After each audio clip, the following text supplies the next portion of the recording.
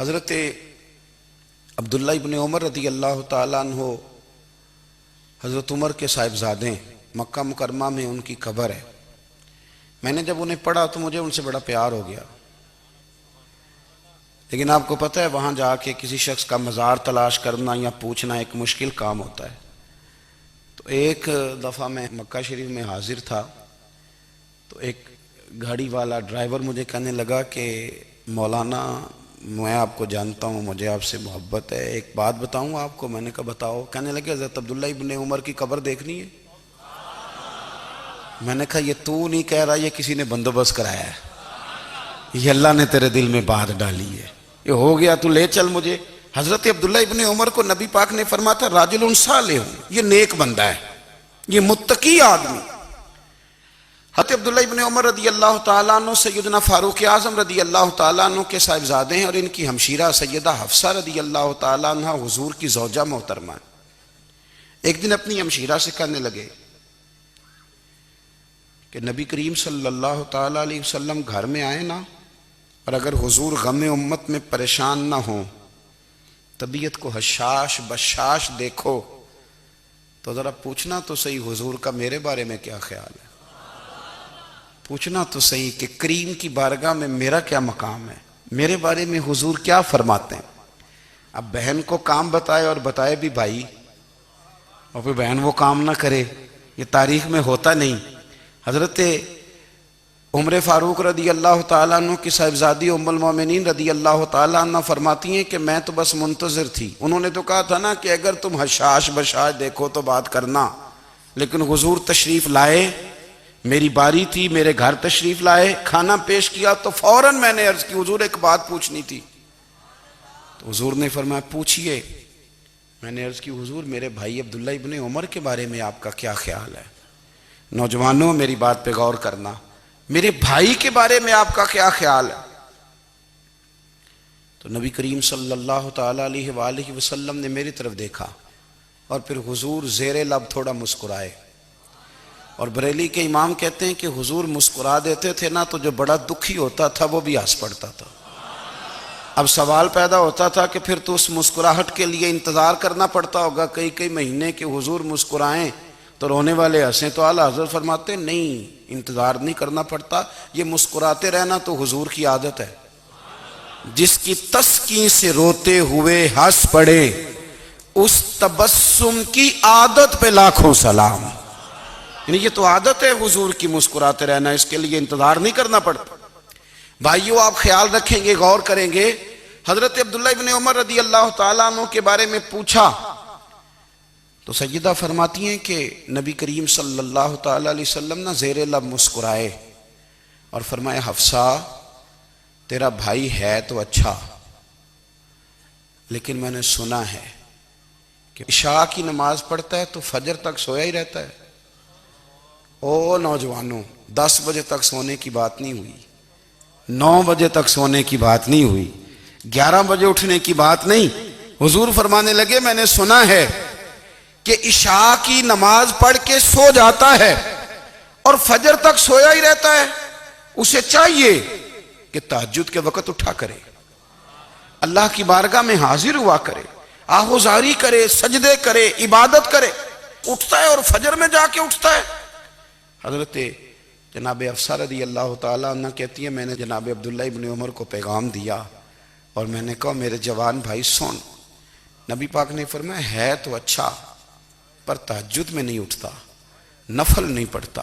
او میری ملت کے جوانوں، مزہ نہیں آ جاتا جب ساری دنیا سوئی ہو، ساری دنیا، اور بستر بھی گرم ہو اور نیند بھی پورا غلبہ کر رہی ہو، اور اچانک گھنٹی بجے دماغ میں، آنکھ کھلے، گھڑی پہ نظر پڑے، 3:30 4 بجے کا پیغام گھڑی بتائے، اور کوئی چڑھتی جوانی والا اٹھ کے وضو کرے، اور جب وہ مصلی کھول کے بچھائے تو مدینے والے محبوب کہتے ہیں کہ ہر نماز پہ رب ثواب دیتا ہے، اور جو اٹھ کے تہجد کی نماز پڑھے اسے دیکھ کے تو رب مسکراتا ہے، جو اس کی شان کے لائق ہے، جو اس کی شان کے لائق، وہ مسکراتا ہے، خوش ہوتا ہے کہ میرا بندہ تہجد میں اٹھ گیا، وہ مسکراتا ہے۔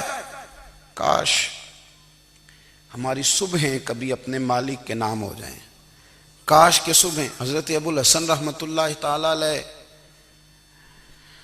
حضرت معاذ ابن جبل رضی اللہ تعالیٰ عنہ کے پاس بیٹھا کرتے تھے. فرماتے ہیں ان سے جو پیار بڑھا تو پھر میرا مصلی سے بھی بڑھ گیا. تابعین فرماتے ہیں صحابی رسول سے محبت ہوئی تو ذکر سے بھی ہو گئی, پھر درود شریف سے بھی ہو گئی. محبت ان سے بڑھی تو پھر اللہ نے مسجد کا پیار بھی بڑھا دیا. آپ فرماتے ہیں کہ میری ہر وقت طبیعت چاہتی تھی کہ بس اللہ اللہ کروں, بس اللہ اللہ کروں, بس نہ میں ذرا تھوڑی جان چھڑاؤں لوگوں سے, کو 10 منٹ ملے تو میں کو 4 نفل پڑھ لوں, میں تھوڑا سا نہ بچوں لوگوں سے, اور مجھے تسبیح ملے تو میں نہ کچھ 400-500 دفعہ استغفار پڑھوں, سبحان اللہ الحمدللہ اللہ اکبر لا حول ولا قوت الا باللہ, میں نہ تسبیحات پڑھوں. فرماتے ہیں کہ بچے تھے گھر میں 6-7, غربت تھی, کام ملتا کوئی نہیں تھا, اور میں کام چور نہیں تھا, کام ڈھونڈتا تھا, پر اللہ کی قدرت کے کام نہیں ملتا تھا. فرماتے ہیں کہ میں نے ایک دن اپنی اہلیہ سے کہا کہ آج میں پھر جاتا ہوں کام ڈھونڈنے. تو میری بیوی بڑی فرما بردار تھی, پر اس دن نہ غربت کے ہاتھوں تنگ آ کے کہنے لگی آج نانا کوئی تو چیز لے کے آیا. تو مجھ سے بچوں کی بھوک نہیں دیکھی جاتی. یہ سب روگاں دا روگ محمد جس دا نام غریبی, کنڈ بلا کے لنگ جاندے نہیں دوست یار قریبی. آج نہ کچھ لے کے آیا تو میں بچے لے کے میکے چلی جاؤں گی. شیخ فرماتے ہیں کہ میں بڑا پریشان گھر سے نکلا, پر میں نے صبح سے لے کے زور تک کام ڈھونڈا, کام ملا کوئی نہیں. تو میرے دل میں خیال آیا چلو کام نہیں ملتا تو اللہ اللہ تو کرے نا, چلو بندوں کی مزدوری نہیں ملتی تو رب کریم کی عبادت ہی کرتے ہیں. فرماتے ہیں کہ میں نے نا فرات کے پانی سے وضو کیا, نہر کے, شدید دھوپ تھی, ساتھ ریت تھی اور ریت تپ رہی تھی. میں نے اپنا رومال وہیں مصلی کے طور پر بچھا لیا, اور فرماتے ہیں کہ زور سے لے کر عصر تک نماز پڑھی. دھوپ بھی پورے زور پہ, پر میرے سجدے کا ذوق بھی پورے زور پہ. فرماتے ہیں سورج بھی چمک رہا ہے اور رب کی عبادت کا ذوق بھی پورے زور پہ. میں سجدہ کروں تو پھر میرا اٹھانے کو جی نہ چاہے. میرے استاد لکھا کرتے تھے, یہ ان کا شعر ہے, وہ کہا کرتے تھے مجھے سوز دے, مجھے ساز دے, اور مجھے نیم شب کا نیاز دے, دم سجدہ خود کو میں توڑ دوں, مجھے ایسا ذوق نماز دے. اور میں تیری بہار کا پھول ہوں, میں کھلا بھی ہوں تو تیرے لیے, مجھے میری شاخ سے توڑ لے, مجھے اپنی زلف کا ناز دے. بھائی فرماتے ہیں کہ عصر تک میں نے نفل پڑھے, دل ڈھلنے لگا, عصر کی نماز پڑھی اور میں وہاں سے چلا. اب میں جب نکلنے لگا تو دل میں خیال آیا کہ چھوٹی چھوٹی دیواریں ہیں گھر کی, بغیر کچھ لیے جاؤں گا تو بیوی دور سے دیکھے گی تو شور کرے گی کہ پھر خالی ہاتھ آ گیا ہے. کہتے میں نے اپنے اسی رومال میں جس پہ میں نے نماز پڑھی تھی نا, رومال میں کیا دے پنجابی جسافہ کہتے ہیں, اسی میں نا میں نے کچھ ریت بھر لی کہ وہ دور سے دیکھے گی تو سمجھے گی کچھ لے کے آیا ہے, چلو جا کے اسے بتا دوں گا کہ آج پھر مزدوری نہیں ملی. کہتے ہیں وہ ریت لے کر جب میں گھر میں گیا تو پہلے بیوی دروازے پہ کھڑی ہوتی تھی, پوچھتی تھی خالی ہاتھ آ گئے ہو؟ آج میں نے دیکھا تو ہے ہی کوئی نہیں. فرماتے ہیں میں اندر داخل ہوا, سلام لیے, کونے میں نے وہ رومال رکھ دیا اور میں نے آواز دی کہ بھلی مانس کہاں ہو؟ تو وہ کہنے لگی آپ منہ ہاتھ دھو لیں, میں روٹی لے کے آئی. میں نے کہا روٹی کہاں سے آ گئی؟ یہاں تو کئی دنوں کے فاقے, تو کئی دنوں کی غربت ہے, یہاں تو اس گھر میں تو فقیری ہے. فرماتے ہیں کہ وہ روٹی لے کے آئی اور اس وقت کی جو موجودہ نعمتیں تھیں, سمجھ لیں سلاد, اچار, ہر چیز ساتھ لائی. میں نے کہا کہ بچے کہاں گئے؟ کہنے لگی وہ کھانا کھا کے کھیلنے گئے, آپ کھانا کھا لیں آ جاتے. کھانا اس نے چن دیا. میں نے حیرت انگیز لہجے میں ساری نعمتیں اپنے دسترخوان پہ دیکھ کر کے بیوی سے پوچھا یہ کہاں سے آیا کھانا؟ بچوں کو تو نے کہاں سے کھانا کھلایا؟ یہ سارا کچھ کیسا ہے؟ تو کہنے لگی پتہ نہیں آج آپ کس کریم کی مزدوری کرنے چلے گئے تھے, پتہ نہیں کس کریم کی. میرے گھر میں تو اتنی نعمتیں آئی ہیں کہ مجھ سے سنبھالی نہیں جا رہی, اتنا اناج ہے, اتنا گندم ہے, کس کریم کے دروازے آج چلے گئے تھے؟ یہ کہتے کہتے وہ اٹھی اور اٹھ کر کے کہنے لگی پہلے ہی بڑا کچھ آیا تھا، اب کیا لے آئے ہو؟ اور جا کر کے نا اس نے وہ ریت والا رومال کھولا، کہنے لگے میں تو لے کے آیا تھا ریت، تو میرے رب نے اسے بھی سونے اور ہیرے بنا دیا تھا۔ جب آپ کی توجہ اللہ کی جانب، میرے نبی پاک صلی اللہ تعالی علیہ وسلم نے فرمایا ہر چیز اپنے رب سے مانگ، ہر چیز مانگ، ہر چیز مانگ۔ یا رسول اللہ کیا کچھ؟ میرے محبوب نے فرمایا تیرے گھر میں نمک بھی ختم ہو جائے تو وہ بھی اپنے رب سے مانگا کر، تو مانگنا وہ تجھے دے گا، تو اس کی بارگاہ میں کشکول طلب دراز تو کرنا۔ اور ترمذی شریف میں عجیب لفظ ہیں، رسول کائنات نے فرمایا، رب کریم فرماتے ہیں جب میرا بندہ ہاتھ اٹھاتا ہے نا تو مجھے حیا آتی ہے کہ میں خالی کیسے لوٹا دوں اس کے، اتنے بڑے بادشاہ کی بارگاہ میں۔ او بھائی، ہم بھی کبھی اس شوق میں گئے ہیں کہ ہمارے رب کو دیکھنے کو دل چاہتا ہے، ہمارا جی چاہے وہ کبھی ہمیں ملے، ہم کبھی اس کی زیارت کریں، اس کی بارگاہ کرم میں ہم حاضر ہوں۔ صحابہ نے عرض کیا یا رسول اللہ صلی اللہ تعالی وسلم ہمارا رب کہاں ہے؟ ہمارا نا اپنے رب کو دیکھنے کو جی چاہتا ہے۔ جب صحابہ نے یہ عرض کیا تو اللہ نے قرآن مجید نازل کیا، فرمایا وَإِذَا سَأَلَكَ عِبَادِي عَنِّي فَإِنِّي قَرِيبٌ، محبوب جب میرے بندے آپ کی بارگاہ میں آ کے میرے بارے میں پوچھیں نا تو ان سے کہہ دینا میں ان کے قریب ہی ہوں، قریب ہی ہوں۔ دلیل کیا ہے؟ بھائی اذا دان، یہ جب بھی مجھ سے دعا مانگیں گے میں ان کی دعاؤں کو قبول فرماؤں گا، میں ان کے قریب ہوں، میں ان کے قریب ہوں۔ یہ جب بھی دعا مانگیں گے نا میں قبول کروں گا، میں ان کے قریب ہوں۔ اللہ تبارک و تعالیٰ کے بندے اللہ سے محبت کرتے، رب کی بارگاہ میں جھکتے، اس کو اپنے دکھ سناتے، اس کے پیارے محبوب صلی اللہ تعالیٰ علیہ وسلم کا وسیلہ لے کے اس کے حضور حاضر ہو جاتے، پیشانیاں سجدوں سے روشن ہوتی۔ ہم نا ہر چیز کے لیے وقت نکالتے ہیں، ہر چیز کے لیے، لیکن عبادت کے لیے وقت نہیں نکالتے۔ ہر شے آباد ہے، ہر شے، ہماری فیس بک بھی آباد ہے، واٹس ایپ بھی آباد ہے، ہمارے ٹویٹر بھی آباد ہیں، ہماری ہر چیز آباد ہے۔ سب سے کم آباد ہمارا مصلی رہ گیا ہے، سب سے کم۔ وہ لوگ اب ڈھونڈنے سے ملتے ہیں جن کی بغل میں مصلی ہوتا تھا۔ میرے بھائی آپ کتنا کو دنیا کے پیچھے بھاگو گے تھکا دے گی، کتنا دولت کے پیچھے بھاگو گے تھکا دے گی۔ آپ جب اپنی زندگی میں جمع تفریق کرو گے نا تو مرتے وقت احساس ہوگا کہ سارا کچھ تو لوگوں کے لیے کیا، اپنے لیے تو کر ہی کچھ نہیں سکے۔ اور ہم عبادت کے معاملے میں بہانے بازی بھی کرتے ہیں، ہم کہتے ہیں اوہو رزق کمانا بھی تو عبادت ہی ہے نا، تو میں حلال روزی کے لیے جا رہا ہوں، یہ بھی تو عبادت ہے نا۔ میری طرح کے لوگ کہہ دیتے ہیں کہ میں سویرے اٹھ کے مدرسے میں کچھ اسباق دیکھتا ہوں تو یہ بھی تو عبادت ہے، میں بیان کرنے کے لیے مطالعہ کرتا ہوں تو یہ بھی تو عبادت ہے نا، اتنے لمبے سفر کر کے ملک میں دنیا میں گھومتا ہوں تو یہ بھی تو میں عبادت ہی کر رہا ہوں۔ اب اسپیشل نفلوں کے لیے وقت کس طرح نکلے، اسپیشل کر کے تسبیح میں کیسے چلاؤں، میں سارا کچھ ہم بہانے بنا لیتے ہیں نا۔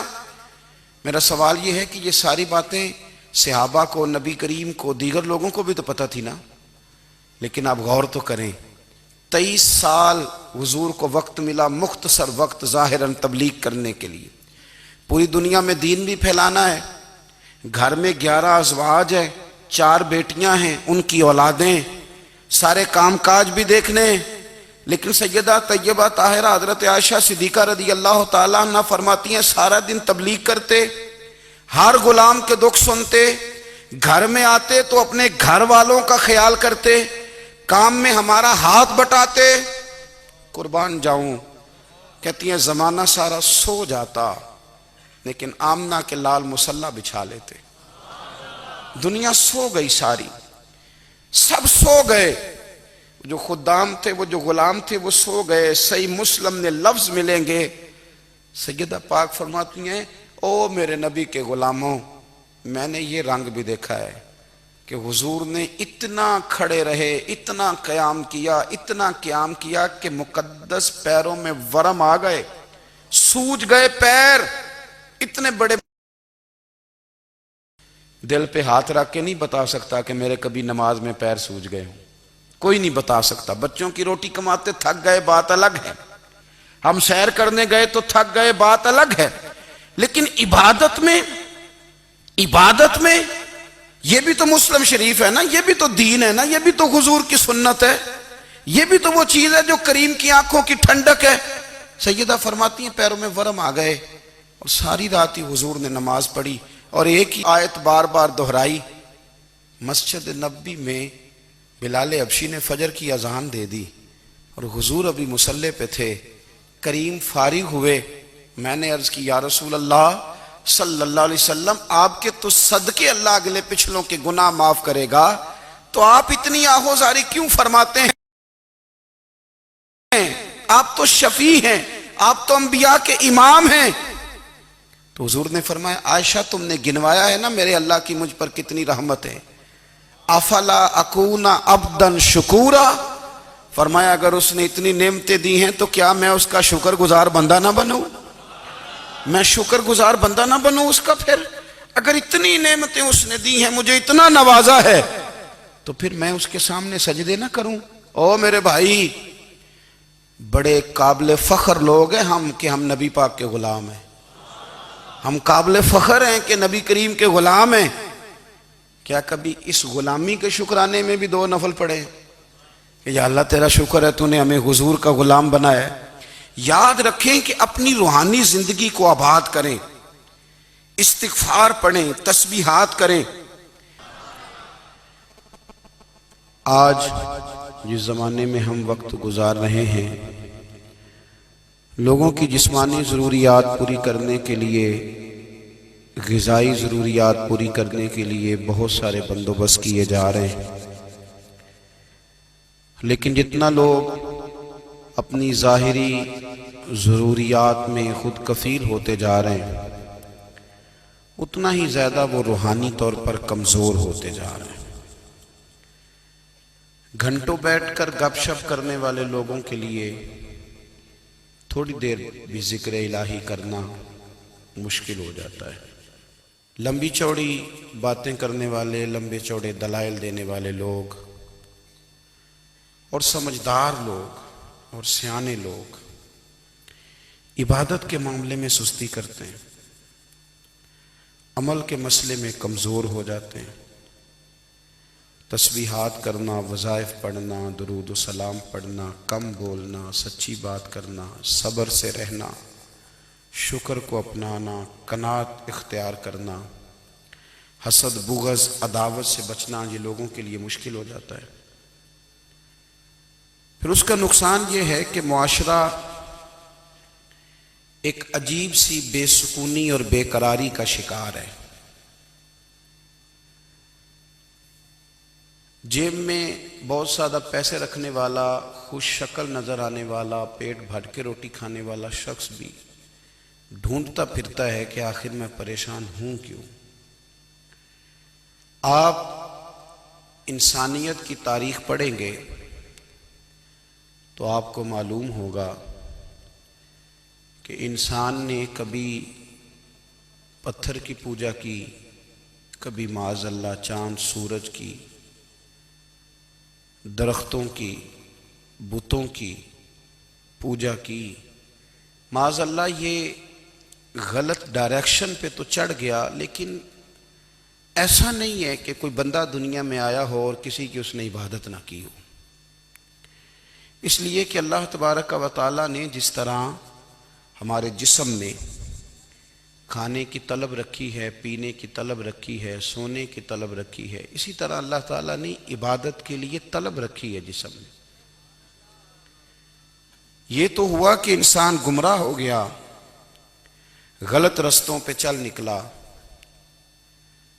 اس نے جھوٹے معبودوں کی طرف معاذ اللہ توجہ کر لی، لیکن وہ کسی نہ کسی کے سامنے جھکتا رہا، کیونکہ اس کے وجود میں طلب تھی، شوق تھا اسے کہ وہ عبادت کرے۔ اللہ تبارک و تعالی جب مسلمان کو توفیق دے اور اللہ کی بارگاہ کی جانب وہ رجوع کرے، تو پھر اس کا رویہ یہ ہونا چاہیے کہ اس کی توجہ ہو اللہ کی جانب۔ ہمارے ہاں تسبیحات پڑھ لی جاتی ہیں اگر کبھی موقع ملے، لیکن وہ خاص انہماک، وہ خاص شوق، وہ خاص ذوق اللہ تبارک و تعالیٰ کی عبادت کا، ایک ہوتا ہے نماز پڑھنا، ایک ہوتا ہے اہتمام کے ساتھ نماز پڑھنا، یعنی ذرا وقت پہ اٹھنا، ذرا صحیح کر کے وضو کرنا، ذرا شوق سے مصلی بچھانا۔ ایک ہوتا ہے تسبیح پڑھ لینا، اور ایک ہوتا ہے ذرا تھوڑا سا نا شوق کے ساتھ اللہ کو یاد کرنا۔ آپ کبھی جو میں نے آیہ کریمہ پڑھی اس کی آپ شان نزول دیکھیں، نبی کریم صلی اللہ تعالی علیہ وسلم کے نا کچھ صحابہ اللہ کی محبت کے شوق میں حضور کی بارگاہ میں حاضر ہوئے، اور انہوں نے آ کے عرض پتہ کیا کیا، عرض کرنے لگے یا رسول اللہ صلی اللہ تعالی علیہ وسلم، سالوں بیت گئے ہیں سجدے کرتے ہوئے، حضور